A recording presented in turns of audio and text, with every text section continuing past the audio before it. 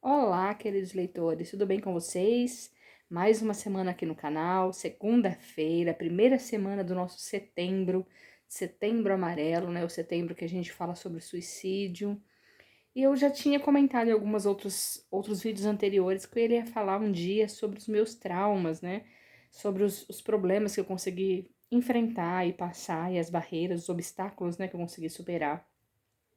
E aproveitei para falar agora no Setembro Amarelo, né? Porque muitas coisas eu já fiz, vamos dizer assim, e eu superei. E eu consegui estar aqui hoje realizando os meus sonhos, que é ser professor, escrever meus livros.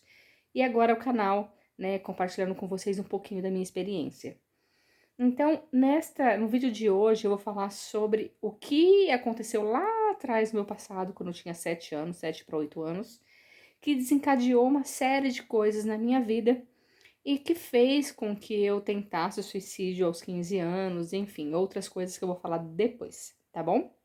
Eu sou a Vanessa Batista, aqui no canal de Escrita Criativa, A Arte de Vanessa Batista, mas esse mês, essa semana, nós vamos sair um pouquinho do foco, porém vocês vão estar me conhecendo um pouquinho mais. Não é uma história de ficção, não é uma história inventada, é uma história minha, né? Aconteceu comigo, com a minha pessoa, né? Inclusive eu escrevo um pedaço dessa história na antologia que eu participei, Um Grito no Silêncio, que é sobre exatamente mulheres que sofreram algum tipo de abuso ou que sofrem algum tipo de abuso, né? Então o livro é em torno disso, para ajudar mulheres que passam por algum tipo de sofrimento, né? Esse tipo de sofrimento, abuso sexual, abuso verbal, abuso físico, enfim, qualquer tipo de abuso, relacionamento abusivo, né? O livro é sobre isso. E o meu conto, Memórias de uma Infância, tá lá, que eu tirei do meu livro Memórias de uma Vida, que é onde eu escrevo sobre a minha história, né? Eu ainda não publiquei, mas um dia quem sabe. E aí eu conto esse pedacinho da minha história lá. Hoje eu consigo falar sobre isso depois de muito tratamento, de muitos anos de psicólogo e eu fui um osteopata que me ajudou a tratar desse trauma no osso, vamos dizer assim. E hoje eu consigo falar sobre isso. É ainda um assunto difícil, mas eu estou liberta, vamos dizer assim, né? Eu consigo falar sobre o assunto. O problema é assim, eu tinha 7 anos, meus pais estavam separados, né? Eu estava no segundo ano primário, segunda série, hoje seria o primeiro ano do ensino fundamental 1. Então eu estava no segundo ano da escola, nós morávamos em Campinas nessa época, logo que meus pais se separaram, nós mudamos para lá. E lá nós ficamos, se eu não me engano, quase 3 anos nessa cidade, né? E aí, nesse lugar, minha mãe decidiu dar uma oportunidade para um antigo namorado. E esse antigo namorado que ficava comigo às tardes, porque eu estudava de manhã, minha mãe trabalhava o dia inteiro, e a minha irmã, eu não sei se ela já estava trabalhando nessa época, né, como empacotadeira de supermercado, ou se ela estava estudando à tarde, eu não me lembro, não me recordo. Mas foi nessa época. E eu me lembro de todo com muito detalhe, né? A casa, as nossos vizinhos. A gente não tinha muitos vizinhos. Esse bairro era novo em Campinas, era bem afastado.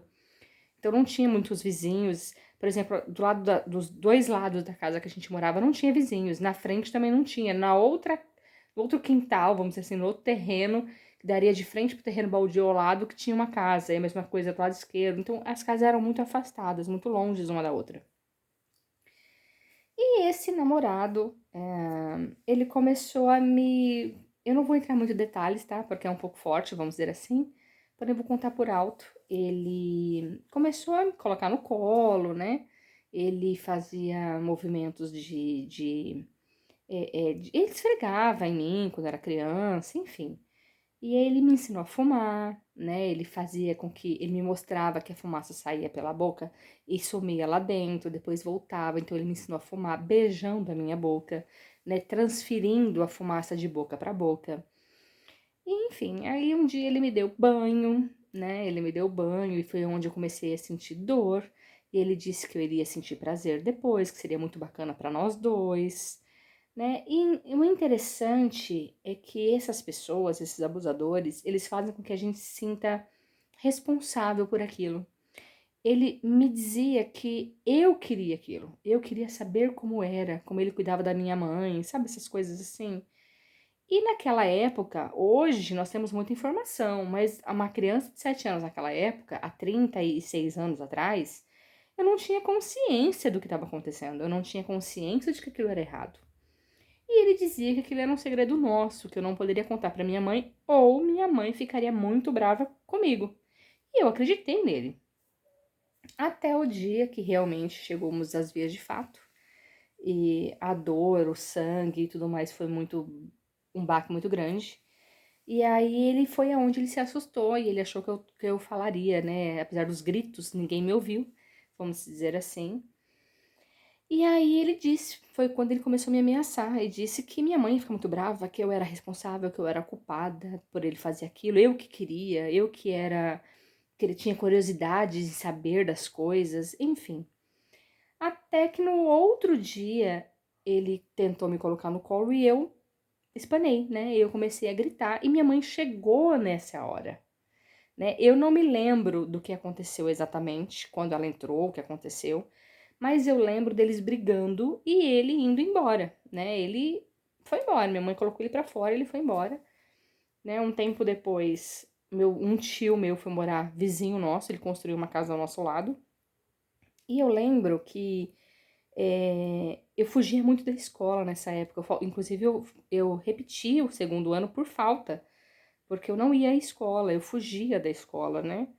Porque a professora ela desconfiou e eu não conseguia contar pra ninguém.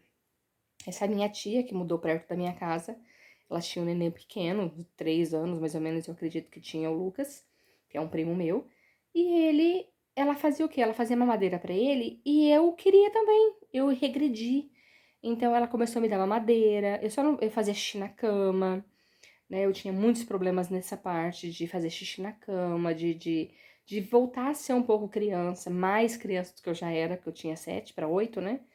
E eu tive muitos problemas nessa época, mas eu não conseguia contar pra ninguém. Ninguém percebeu. Sabiam, eu acho, que tinham coisa de errado, mas ninguém percebeu. E aí eu fui crescendo, né? E eu fui crescendo de uma forma diferente. Eu era uma pessoa muito acanhada, muito acolhida, né? Assim, muito quieta, né? E todo mundo começou a dar seus primeiros beijos, seus namoradinhos com 13 anos, e eu não quis. Eu fui dar meu primeiro beijo com 14 para 15 anos, né? E foi assim muito impactante isso para mim.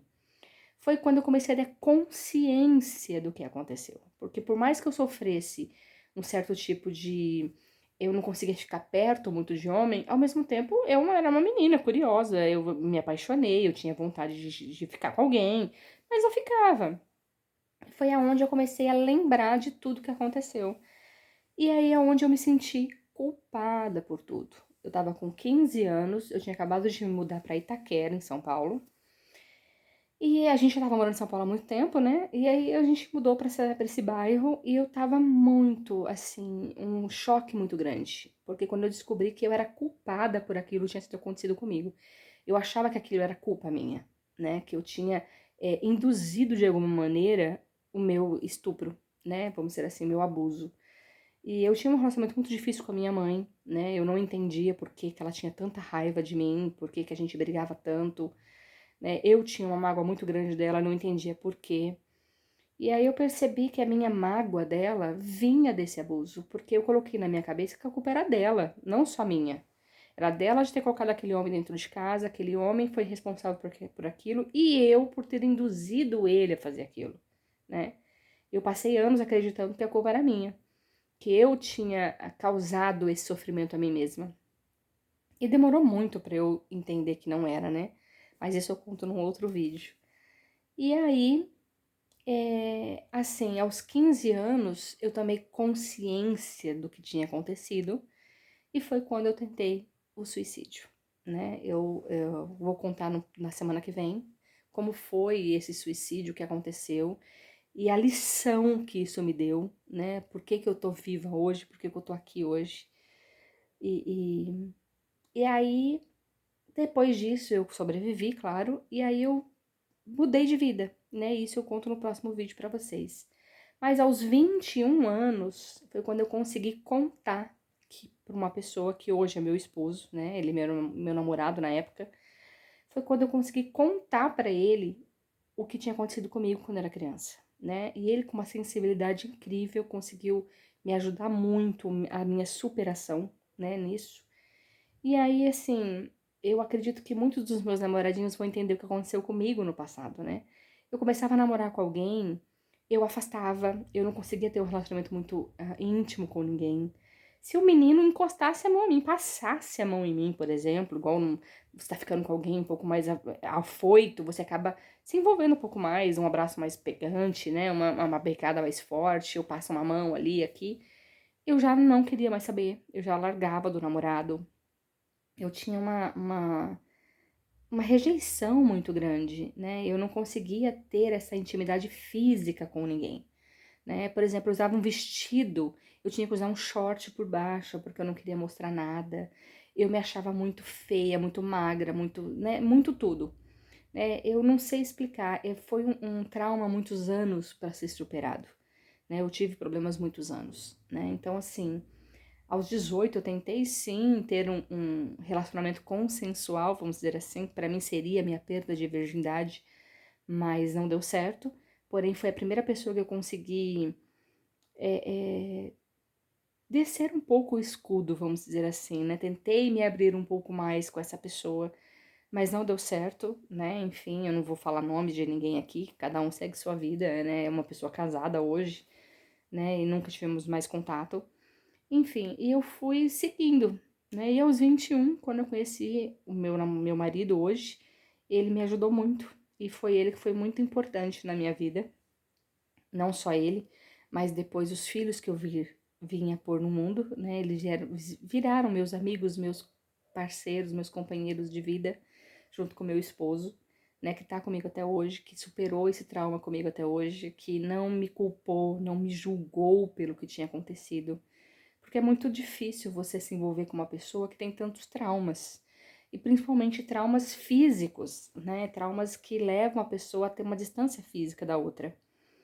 E ele conseguiu passar por esses problemas todos, né? E me ajudar e ficar comigo. Eu acho que é por isso que nós somos casados até hoje. Somos melhores amigos um do outro, né? Melhores parceiros. Graças a Deus eu tive essa pessoa na minha vida. Porém, eu tive muitas outras pessoas durante a minha existência, né? Desde de tudo que aconteceu comigo aos 7 para 8 anos até hoje, eu tive muitas pessoas boas que eu acredito muito em Deus que colocou no meu caminho, né? Pessoas que me ajudaram financeiramente, pessoas que me ajudaram no acolhimento, no carinho, na atenção.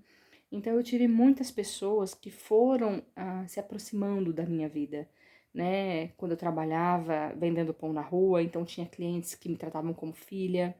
Quando eu comecei a trabalhar fora, os meus patrões, as pessoas que eu convivi, muitos foram excelentes comigo. Viam que era uma pessoa mais carente, talvez, ou mais sofrida, não sei se esse seria o termo, mas me ajudaram. Eu tive uma professora, foi quando decidi ser professora, ela era de matemática, eu já morava aqui em Adamantina, morei um ano aqui quando era criança, dos meus 9 aos 10 anos, e essa professora, ela teve uma sensibilidade muito grande. Ela era professora de matemática, eu estava indo para a quinta série, né?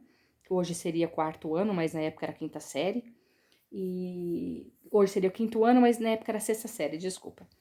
Ela era professora de matemática e ela via que eu passava fome, talvez, né? Não tinha tudo que hoje nós temos a possibilidade. Minha família sofria muito, passava muitas dificuldades e eu tinha comida o mínimo do mínimo. Muitas vezes eu ia pra escola com fome. E ela chegava sempre com um lanche e ela falava pra mim, pra eu ajudar ela a dividir o lanche porque ela não conseguia dar conta de comer o lanche que ela tinha trazido. Ou era uma fruta, ou era um pão, ou era um bolo, alguma coisa ela trazia. Tinha a merenda da escola, mas era leitinho de soja naquela época e eu não conseguia beber aquilo de jeito nenhum. Até hoje não consigo nem tocar em leite de soja. Entre outras coisas que tinha lá, sempre um pão com manteiga, alguma coisa assim. E ela trazia esses lanchinhos pra mim.